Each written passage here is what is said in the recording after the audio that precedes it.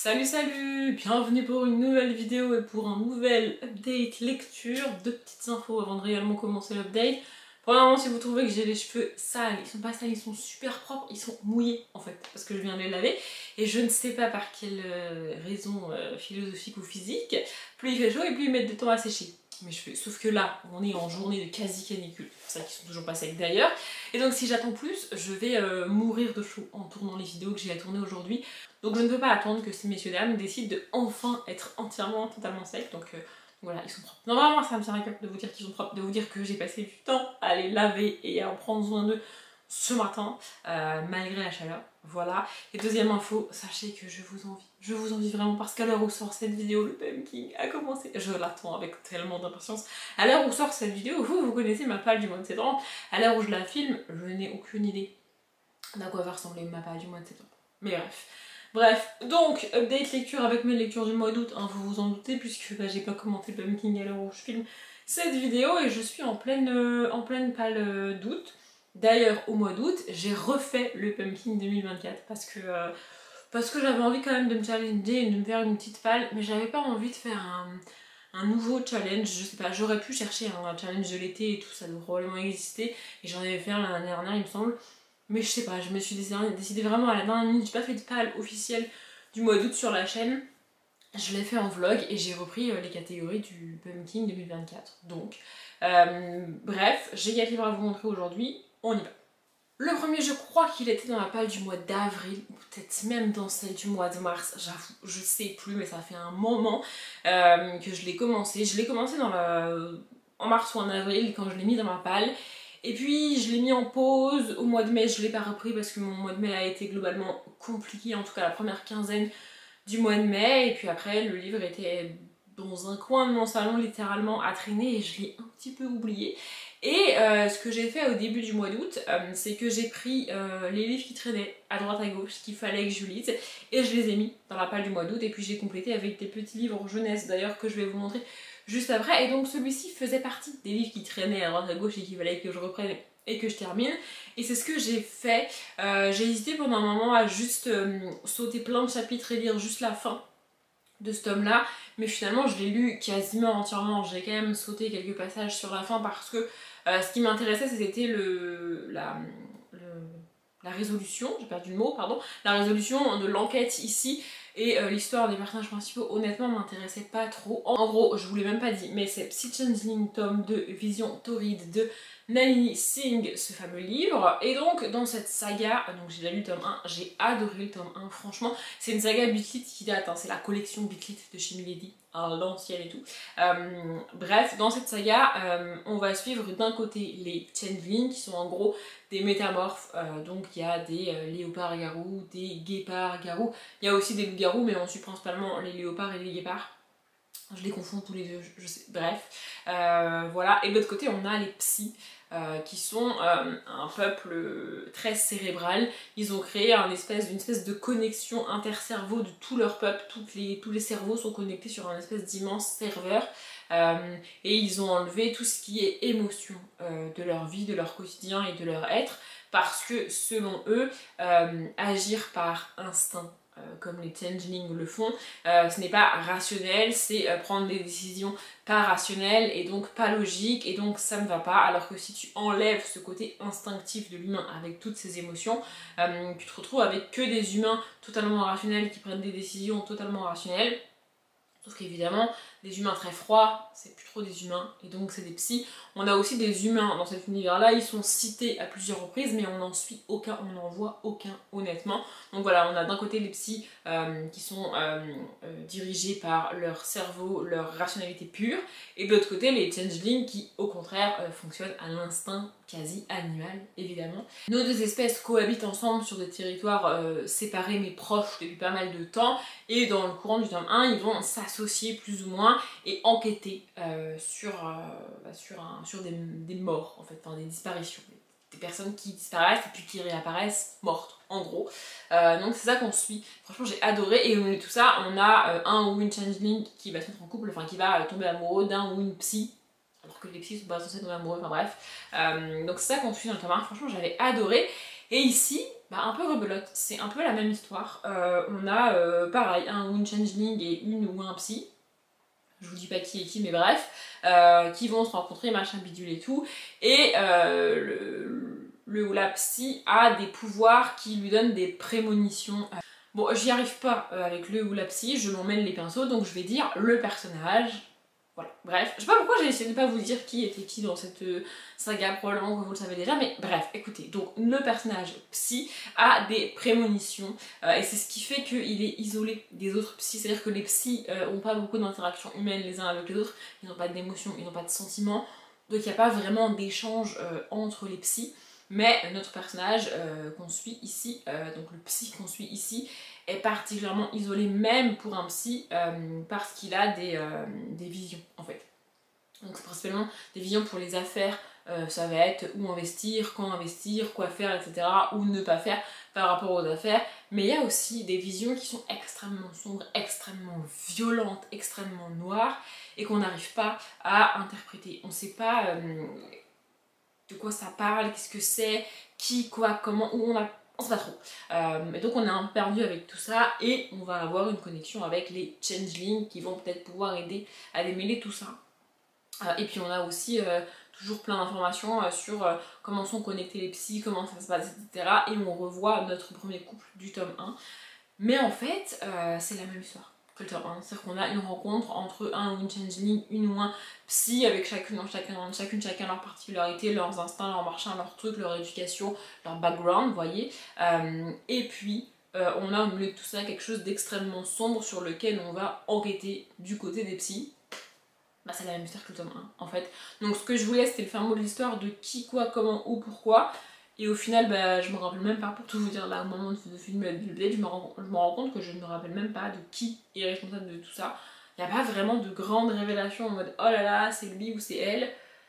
Ouais, je sais pas, j'ai le tome 3 dans ma palle, il a un titre avec glace dedans, donc je le lirai je pense pour le Cold Winter. J'aime bien cette saga, franchement j'aime bien le côté psy, même les changelings, le fait que ce soit pas vraiment des loups-garous, mais que ce soit des léopards-garous ou des guépards-garous, je trouve ça original, je trouve ça cool. Mais j'espère que le tome 3 sera un peu plus différent du tome 1 et 2 parce que là, c'est vraiment la même histoire deux fois quoi, et c'est un peu dommage. Et donc ensuite j'ai lu 3 petits livres jeunesse. En fait j'avais beaucoup de gros livres à lire au mois d'août, je vous les ai montrés dans le vlog et vous les reverrez dans le bilan de la palle de l'été parce que c'était ma palle de l'été. Mais voilà, c'était quand même des très gros livres, plus divergentes évidemment. Et donc j'ai voulu faire un challenge quand même au mois d'août, j'ai fait le Pumpkin 2024 au mois d'août et donc j'ai complété les catégories qui me restaient du Pumpkin avec des tout petits livres jeunesse que je pourrais lire rapidement. Et le premier c'est Hôtel des Frissons, pardon, tome 1, le collectionneur de Vincent Villeminot. Et franchement c'était hyper cool, c'était hyper chouette. Probablement que je vais essayer de me débrouiller pour avoir la suite, pour caler le tome 2 au moins dans le Pumpkin de cette année. Plus dans la palle du mois d'octobre, parce que pour rappel je fais 3 palles pour le Pumpkin. Probablement que je vous aurais dit tout ça dans la palle du mois de septembre. Et donc la palle du mois d'octobre c'est une palle un peu plus Halloween. Côté des frissons c'est parfait. Bref, ici on va rencontrer 2 personnages principaux qu'on suit, donc un jeune garçon et une jeune fille qui vivent à l'hôtel des Frissons. Lui est le fils des cuisiniers il me semble, et elle la fille du gérant de l'hôtel tout simplement. Mais on n'a pas vraiment de présentation de personnages au début, c'est assez flou, j'ai trouvé. Et donc, au tout début de cette histoire, un nouveau client arrive dans l'hôtel. Et en fait, ce que j'ai trouvé de bizarre, c'est que les enfants vont découvrir seulement à ce moment-là, alors que eux, ils vivent à l'hôtel depuis leur naissance, tu vois. Mais ils découvrent seulement avec l'arrivée de ce client la particularité du 2e étage de leur hôtel. Ce qui m'a pas paru très cohérent.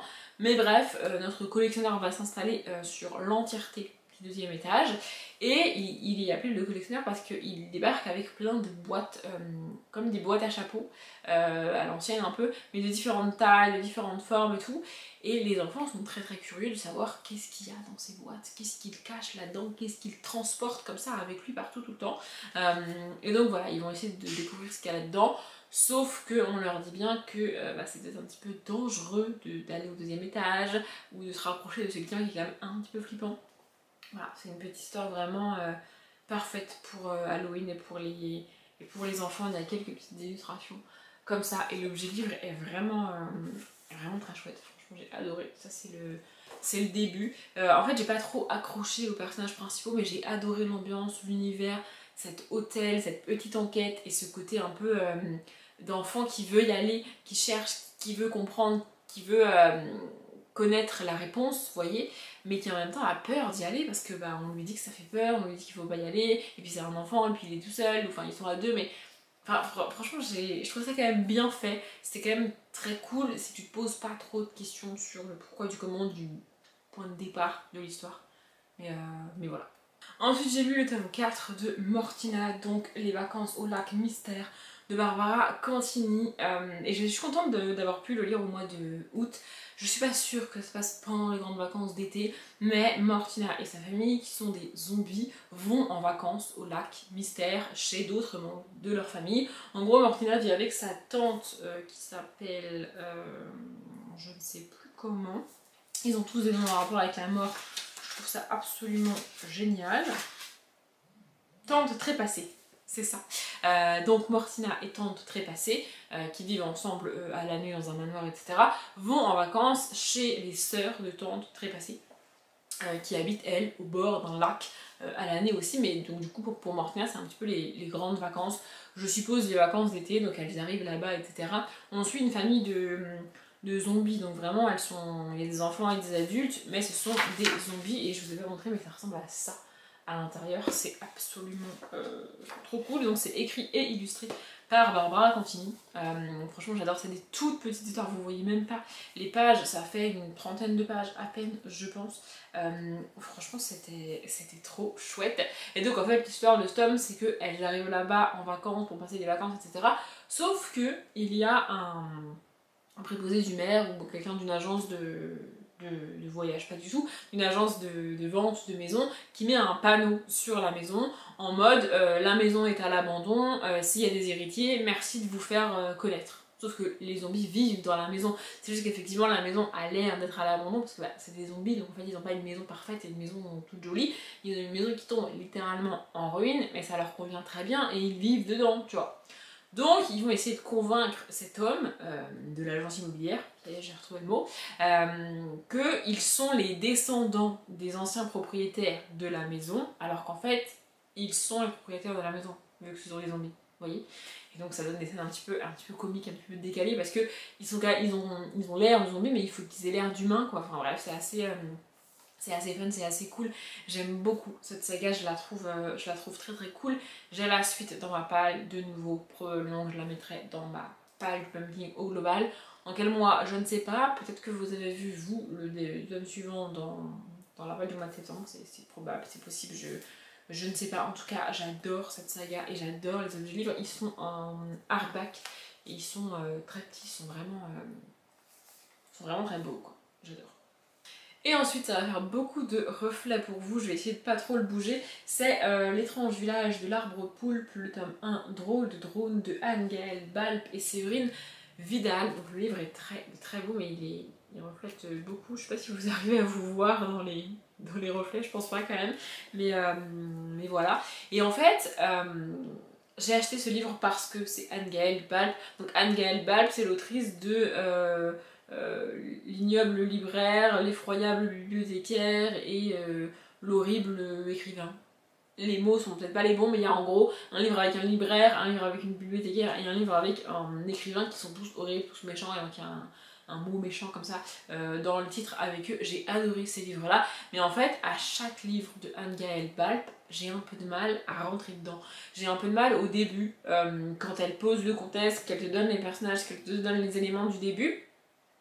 Je patauge un peu, c'est un peu flou pour moi, j'ai un peu du mal avec ça, mais j'aime quand même les univers et les personnages créés par Anne-Gaëlle Balp. Donc quand j'ai vu que ce livre avait été écrit par elle et par Séverine Vidal, je l'ai acheté direct et je voulais lire, en gros. Et pareil, j'ai eu beaucoup de mal au début à rentrer dedans, mais en gros dans ce livre, il y a deux histoires différentes. C'est vraiment coupé en deux, littéralement, voilà.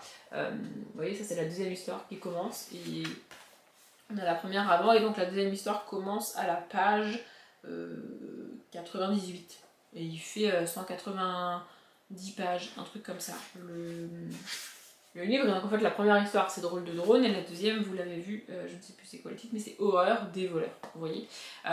Donc en gros, dans cet univers, on suit plusieurs enfants issus de plusieurs familles qui vivent autour de l'arbre poulpe. L'arbre poulpe, c'est un arbre magique apparu il y a des années et des années, et à chaque fois qu'une nouvelle racine de l'arbre apparaît, une famille arrive au village. C'est comme ça, et chaque famille a une particularité, un truc magique, un petit pouvoir. Il y en a qui sont invisibles quasiment toute la journée, sauf 10 minutes par jour. Il y en a qui peuvent voler, il y en a qui ont des animaux pas domestiques, mais domestiques. Genre, il y en a une qui a une araignée, une mygale, il me semble, domestique. Ouais, c'est un peu, voilà, pour ceux qui sont arachnophobes, voilà. C'est dedans, et l'autre, ils ont des intuitions très fortes, c'est comme des prémonitions, un peu.